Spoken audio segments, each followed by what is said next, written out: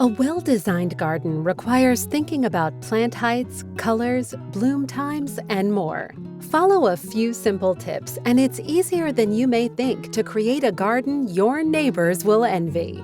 A lot of individual small plants can look like a hodgepodge. Instead, create impact by grouping several of the same plants together. Odd numbers arranged asymmetrically often look best. Whether you group 3, 5, or more depends largely on the overall size of your garden.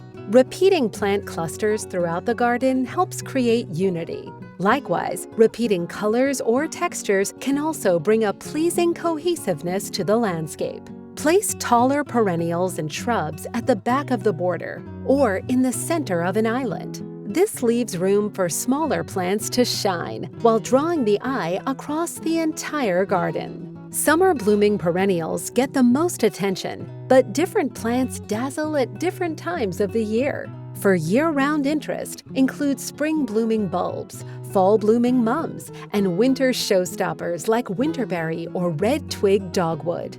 The entire mood of a garden can change depending on the colors used.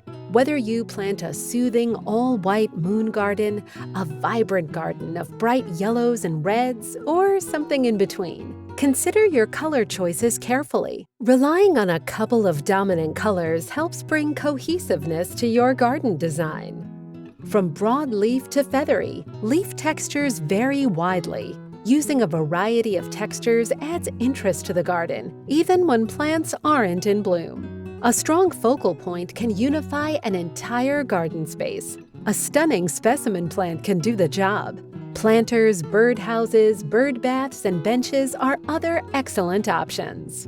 If all this seems like a lot to think about, don't worry.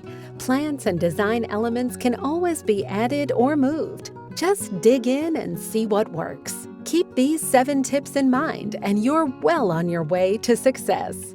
For more tips on how to make gardening easy, please subscribe to our YouTube channel.